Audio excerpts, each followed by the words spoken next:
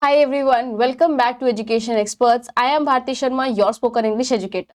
So today in this video, we are going to start tenses. We are going to start tenses on advanced level because we have already covered our basic level. But today we are going to discuss tenses on another level. So what are we waiting for? Let's get started. So let's first discuss what is tense, right? What does tense means? So basically tense is the time of verb's action or its state of being. So basically the verb, whatever the verb means kriya, right? So whatever the action is going on, that is called verb, right? So whatever the action is going on in a particular time, that we call it as tense, right? So we do have three types of tenses. And what are they? They are present. Present means what? Present is something happening now. I am teaching you right now, so this is a present tense, right? And I have taught you tenses on a basic level, so that was a past tense, right?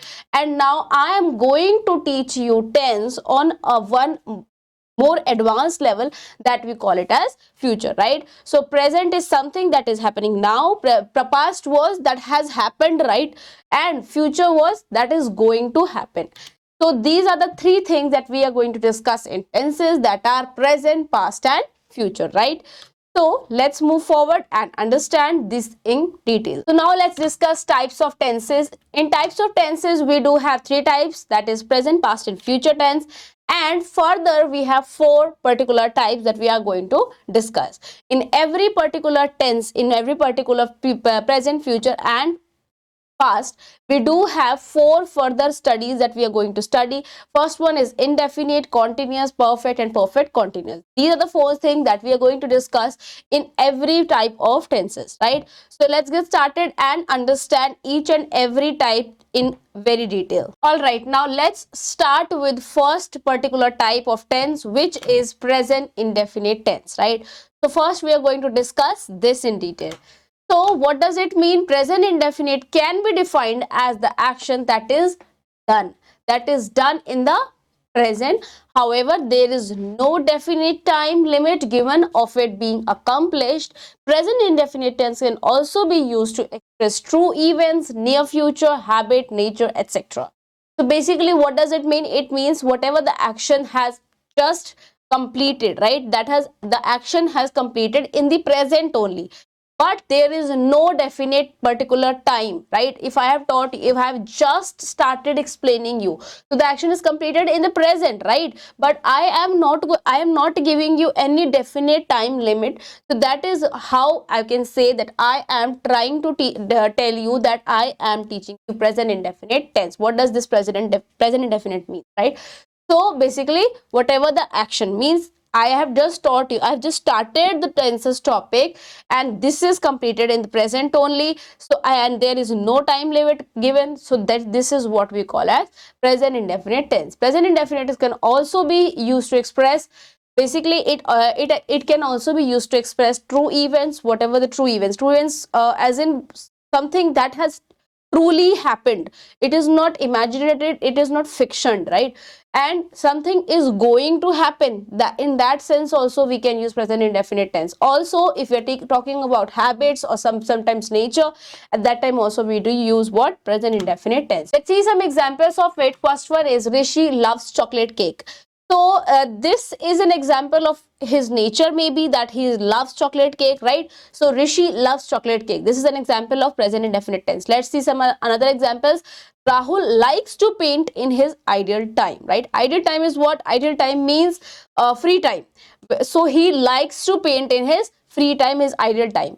Next one is I teach English. I teach English, right? Next one is my mother hates smoker. My mother hates smokers. I go to school every day. This is my habit. I go to school every day. My mother hates smoker. This is also her habit, that she doesn't like smokers, right? I teach English. I teach English. That's a true fact. That's a true event, right? Next one is we watch movies in the Cineplex. Obviously, right? Most of us, we loves to go to the Cineplex and wants to watch movies over there only. He reads various kinds of books, and we come for shopping in this market. We usually come for shopping in this market. So maybe this is a habit or nature, something like that, right?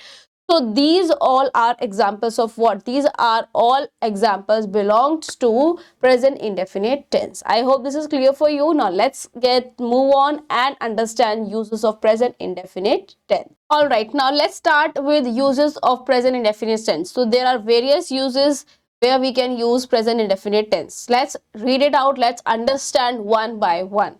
First one says to describe a universal truth, right? So that I have told you in my definition also, true events. When we talk about true events or when we talk about universal truth means that cannot be changed, that is going to be happen always, right?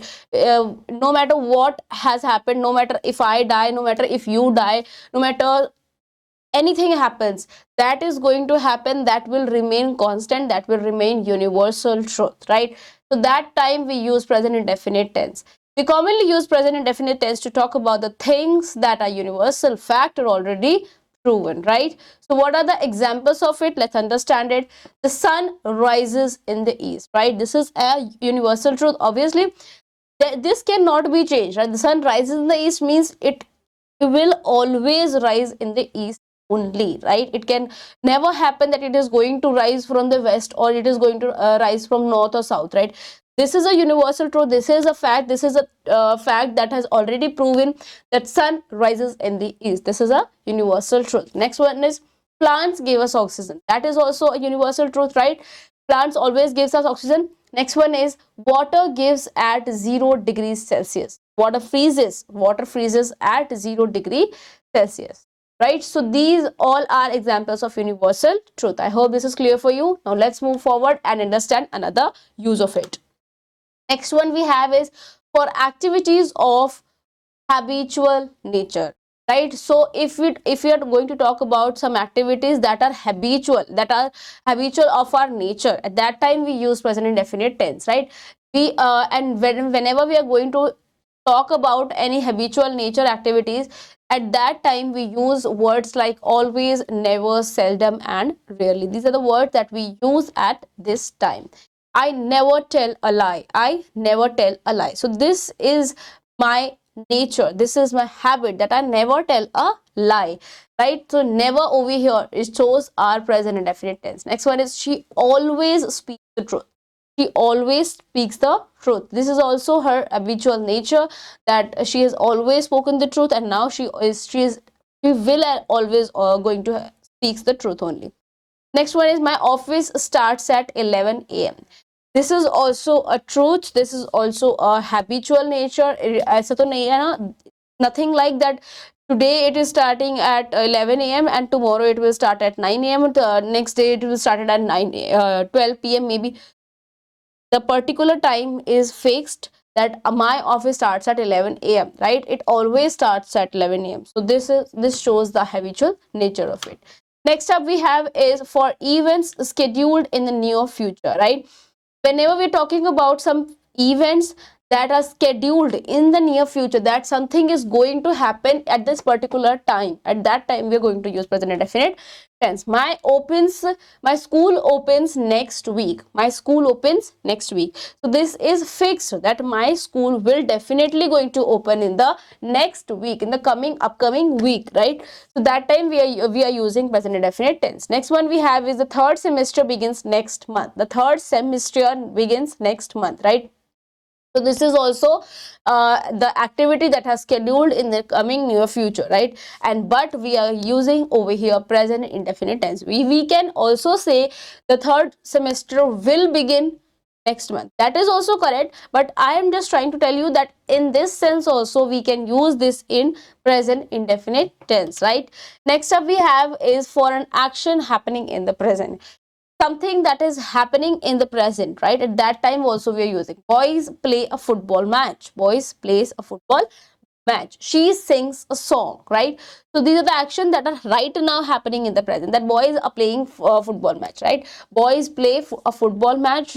She sings a song. So this is how you can use present indefinite tense. Now let's move forward and understand some more uses of present indefinite tense. All right, now let's understand another use of present indefinite tense. So it says about goals, wishes and ambition, right? So whenever we're talking about some goals, that we have fixed our goals, or we want to wish something, or we have some wishes, or ambitions, at that time we use present indefinite tense. I want to open a school for the poor. So this is my wish, or you can say this is my ambition, or this is my goal, that I always wanted to open a school. Right now I'm saying I want to open a school for the poor. Next one is, our parents just want to see us happy. Our parents just want to see us happy. This is the wish of our every parent, that every parent wants to see their children always happy. Next up we have is, he dreams of having his own company by 2023. Right, so he is dreaming to have his own company. So in this whole sentence we are trying to say that he has already made a goal or ambition, that he will definitely going to open his own company in 2020. So he dreams of having his own company by 2020.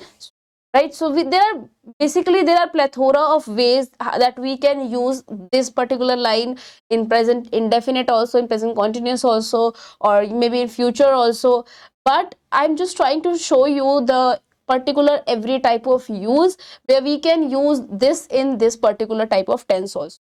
So this you have to keep in mind, and whatever the sense is, right, so whatever the sense you are trying to say the particular thing, at that time you have to keep it in mind, that if my sense is going to happen in present indefinite tense, so that's how I made to make my sentence in present indefinite tense. But if you are thinking to trying to say that particular sense in present continuous, so that also you can also be happen, right?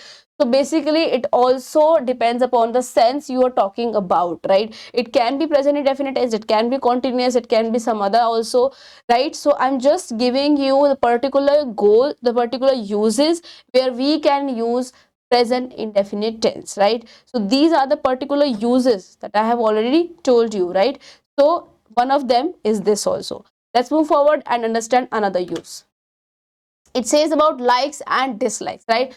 So whenever we're talking about likes, right, I like this, or maybe I don't like this, so at that time we use present indefinite tense, right? To talk about what you like and dislike, we use present indefinite tense, right?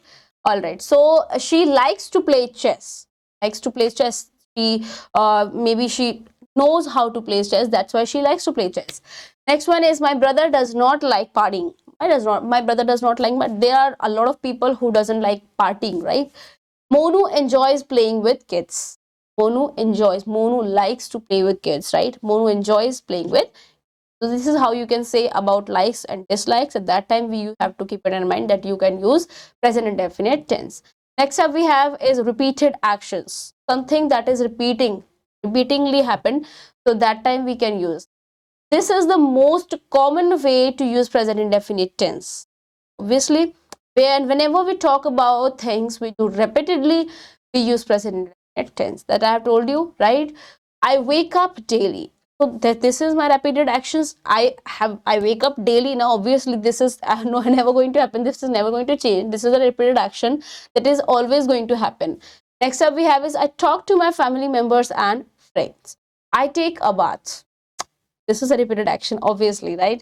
So you take bath today also, you will take bath tomorrow also, you have taken the bath yesterday also, right? So this is a continuous and repeated action. So that time you can use present indefinite tense. So what are you thinking? Are my uses completed? Obviously not. So we have some more uses of present indefinite tense. Let's jump into it. All right, now let's understand our very last use of present indefinite tense, which is based on zero conditional. So you might be thinking, what is zero conditional? Or maybe you might not have heard about this topic. This basically in English grammar, we have this particular topic called conditional sentences. The type of sentences we call it as conditional sentences. And in conditional sentences, we have four types. First one is zero conditionals, first conditional, second conditional, and third conditional. These are the four types that we study in conditional sentences. Among them, zero conditional is the one that we can use in present indefinite tense, right? So what is zero conditional? Zero conditional sentences use both condition and result clause. So basically, let me tell you, conditional sentences have two categories, you can say. First one is condition, and the next part of the particular conditional sentence we have is result clause. And in zero conditional, we use both of the categories, right? Conditional also and zero result clause also. So zero conditional sentences use both conditional and result clauses in the present indefinite tense. Also it indicates general truths. Sometimes it uses general truths or the things that are generally true. So don't get confused what it is. Let's understand how do we make it, what is the structure and what is the example. Let's understand structure. Structure says if, when. Let me tell you, whenever we make conditional sentences, we generally, or you can say we usually start the conditional sentences by using if. Whether it doesn't matter if it is zero conditional, first conditional, second conditional or third conditional. We usually start it by if or when, right? If, when, then comes subject, then comes first form of the main verb. If, subject, V1 plus object. Now main clause means result clause. What is the result of it?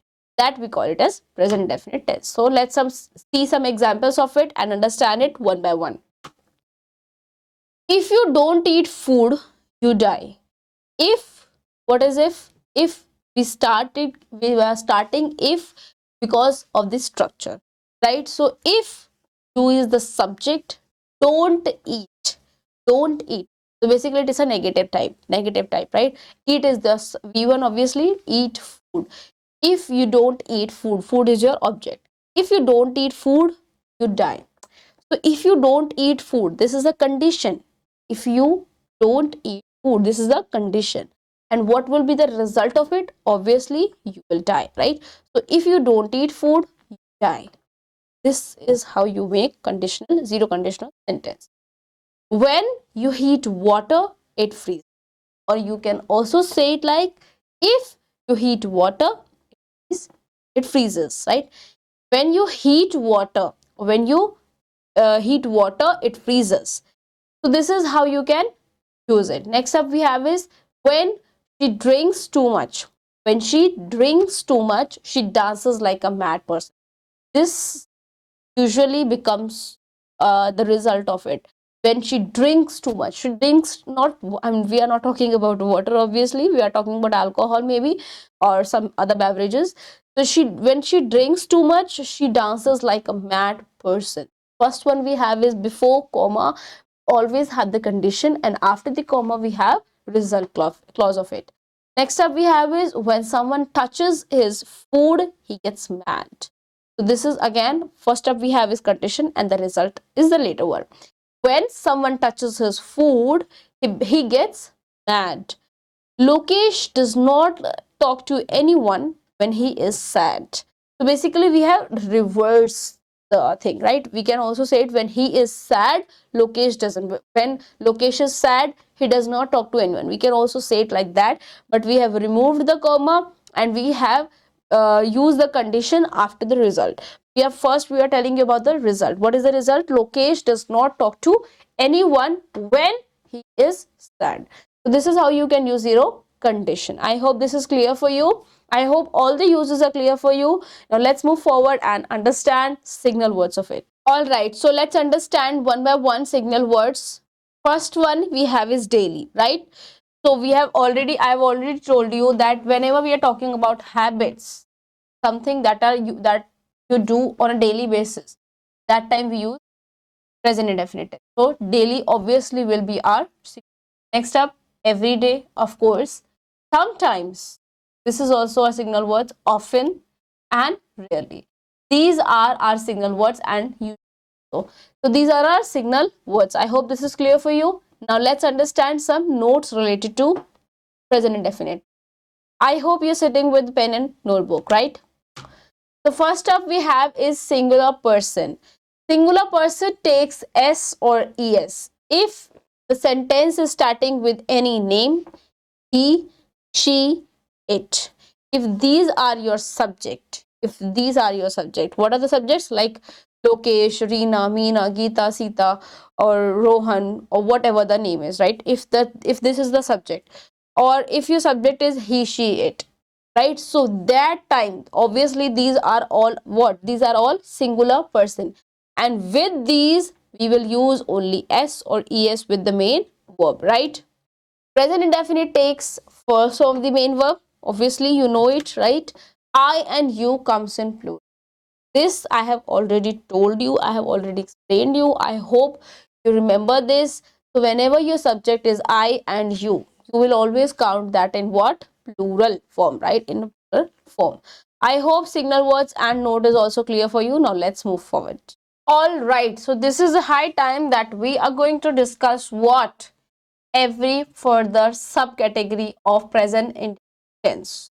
And what are they? They are affirmative, negative, interrogative, negative, and WH family. That is double interrogative. Yes, we are going to discuss all of this in detail. Let's get started. Now, first up we have is when the subject is plural. Again, listen to me very carefully. When the subject is plural, then your sentence structure would be this.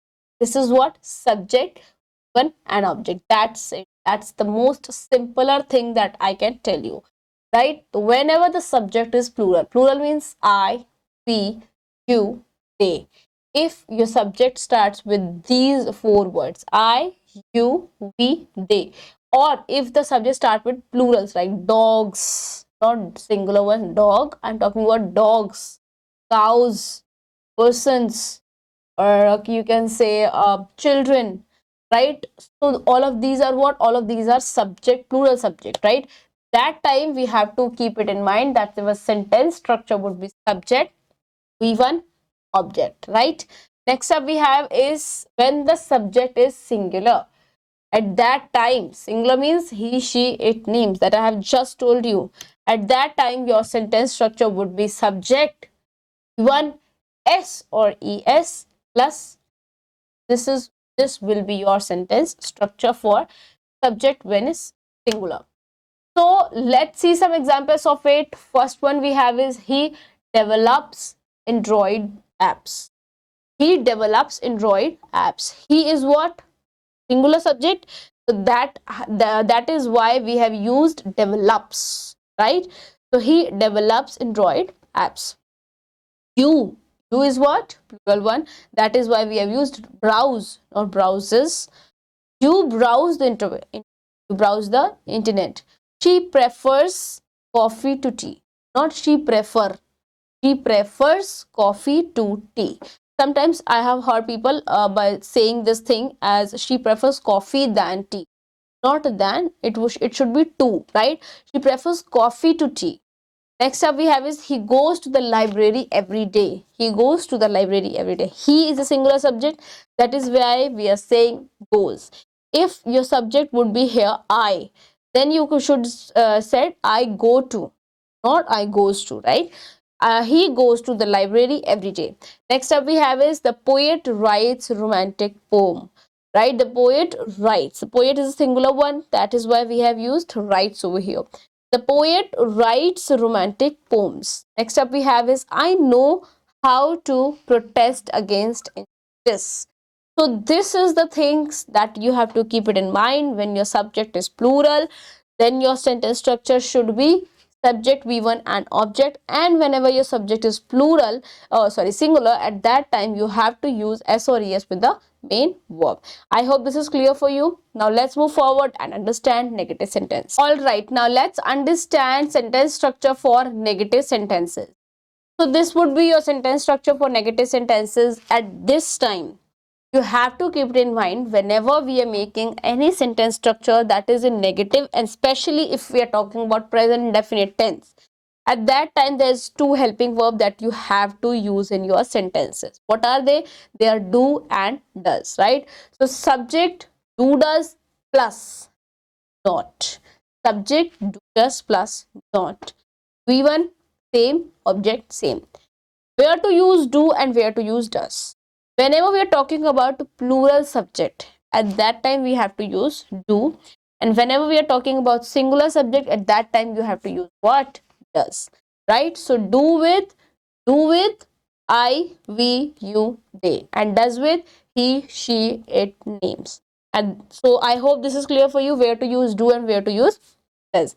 Now let's talk about contraction forms. If Do not, if you're writing do not, like for example, I do not read, I do not read, this is your example.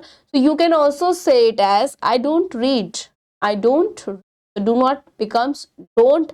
And especially keeping in mind, whenever we are using contraction forms, so basically this is called contraction forms, don't or doesn't, this is your contraction forms, right? So whenever we are using contraction forms, that you have to keep it in mind. While speaking you have to use contraction forms. Otherwise there is no need of you to write it in your normal, or you can say formal time. At that time you don't use contraction forms, you use contraction forms only the time when you are speaking. Clear?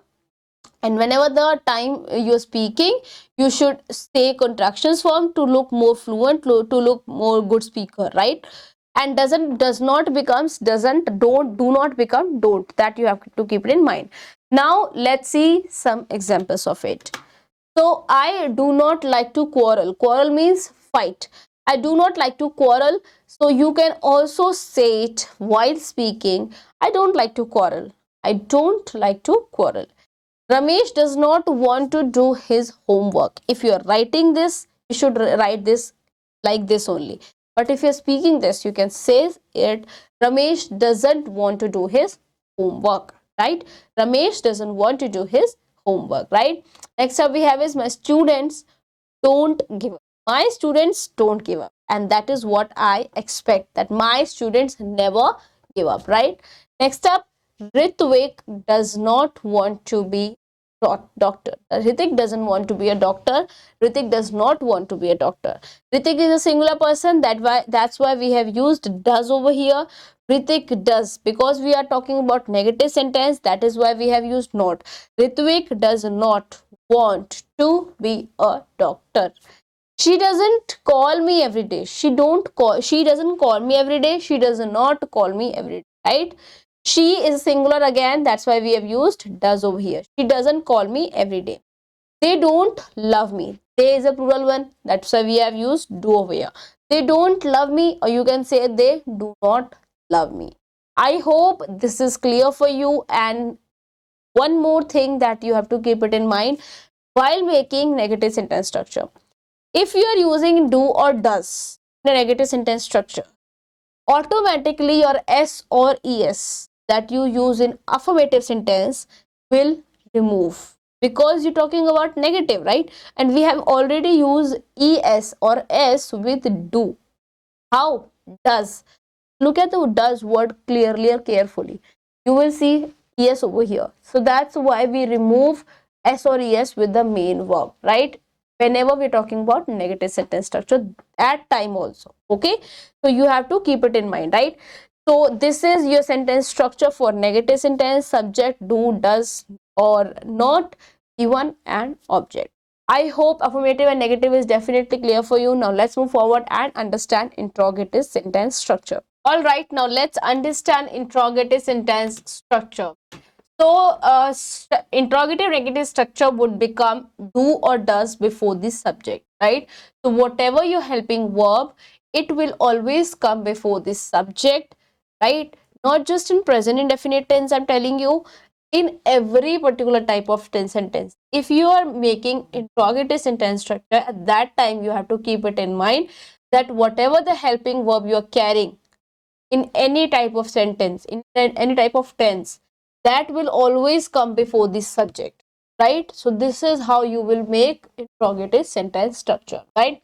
So we will be using sorry, we used do or does in negative sentence structure. That's why we have used do or does before the subject to make it interrogative sentence structure, right? So do, does plus subject plus v1 plus object plus question mark. Question mark is the most important thing in interrogative sentence structure. So I have already told you where to use do and does. Let's not waste time and move forward. Read what the example says.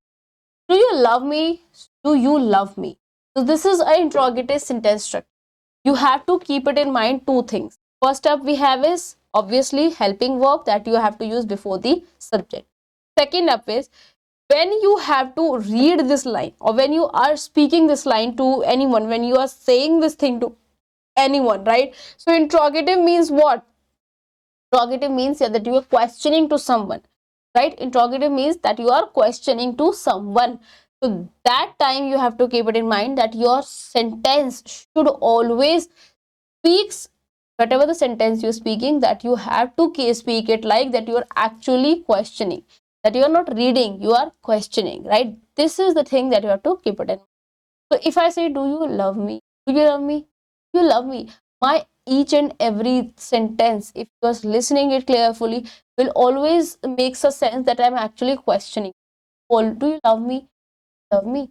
If I'm normally reading, do you love me? That also, at that time also, no, it's sometimes hears like that I'm questioning, but you have to make it more emphatically, right? Emphatically, you have to keep it in mind that your question should always speaks or hear that you are questioning, right? Do you love me? Do you love me?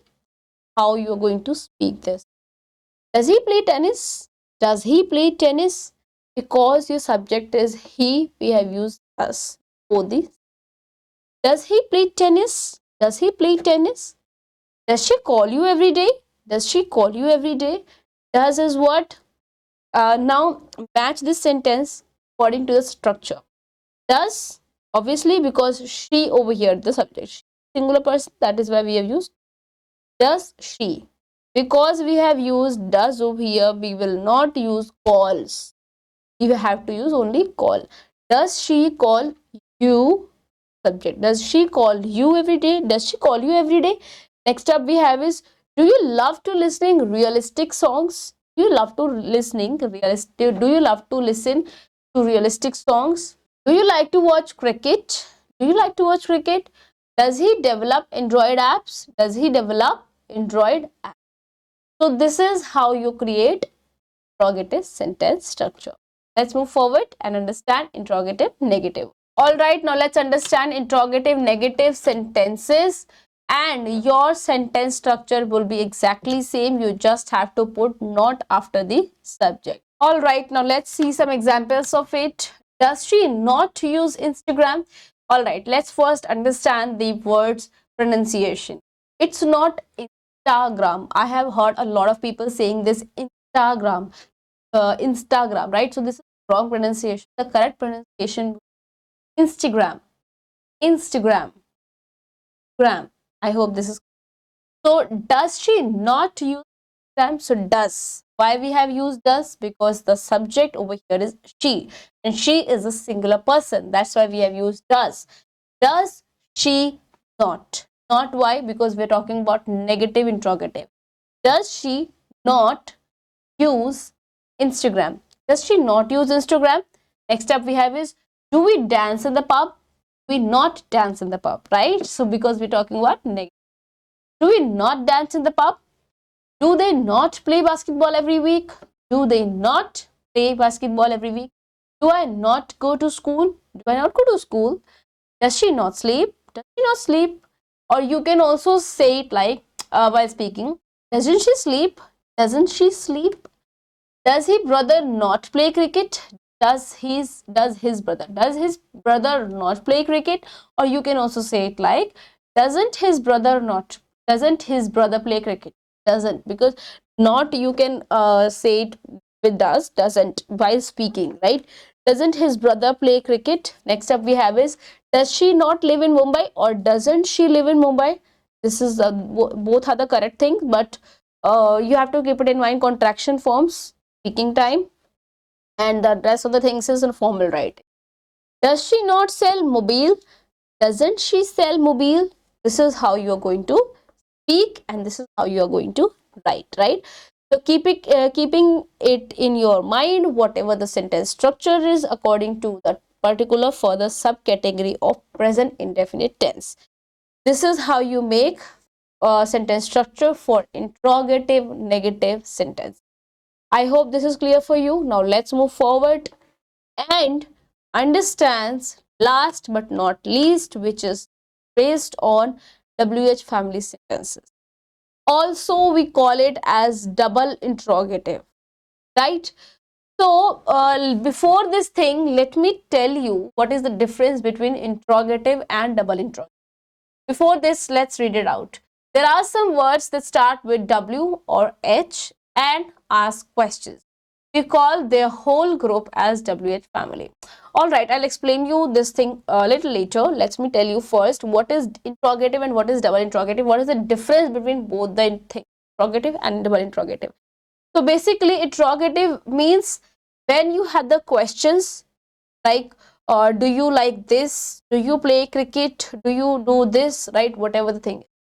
If your sentence starts with do or does in present indefinite tense, your answer would be what? Just try to think that. Do you love ice cream? You would say what? Yes or no, right? Yes, I do. Yes, no, I don't. This is how you can answer, right? So whenever we're talking about normal interrogative sentence structures, at that time, if you're using your interrogative sentence structure by using do or does, starts with the question do or does, at that time your answer will always goes in what? Yes or no. But whenever we are talking about double interrogative, at that time, at the time of double interrogative sentence structures, your answer would not be just going to in the yes or no, but it will definitely go for explanation part also. How? We will see that. We call double interrogative as WH family sentences also. What is WH family sentences? There are some words that starts with W or H. Like W means who, where, what, which, whom, whose. These are the words that we use that starts with W, and H for how, right? So if your sentence, if your question starts with W or H or as questions, we call their whole group as WH family. Clear? WH plus do, does plus subject V1 object and question mark. So basically, if you see your interrogative sentence structure, that has started with do or does, right? And the rest of the structure is exactly same.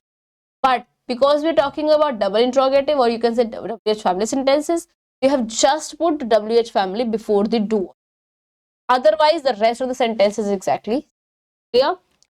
All right. So, or you can say if we're talking about negative sentence structure, we can use it as WH plus do does plus subject, not V1 and object and question. Clear? When does the train leave? So let's talk about positive and negative both the sentences, right? Like this is the example of when does the train leave? Can you answer this question in yes or no? Obviously no, right? You have to answer the question in the detail, right? When does the train leave? You can say the train leaves at 7:30 in the morning or whatever the time is, right? Where do you buy bread? Can you answer this thing in yes or no? Obviously. So this is the difference between interrogative and double interrogative. Clear? I hope this is clear for you. Where do you buy bread? Whom does he like? Whom does he like? What does he not? What does he not know? Or what you can say, what doesn't he know? What doesn't he? Whose phone does Ria not pick? Whose phone does Ria not pick? Whom do you not speak lie to? This is how you create WH family questions. With this thing, I hope this is clear for you. I hope present indefinite tense in detail is definitely clear for you. Each and every type of each and every uses of present indefinite tenses, signal words, notes, and even the sentence structures, even the difference between interrogative and double interrogative sentence structures. Every particular thing is definitely clear for you. I'm hoping this, right? And with this, I'm also hoping that you are going to practice this a lot so that every doubt of yours will definitely gets clear. With this, I'm signing off and I'm going to meet you in my next video, next part of tenses series. With this, I'm signing off and stay connected. Be happy. Thanks for watching.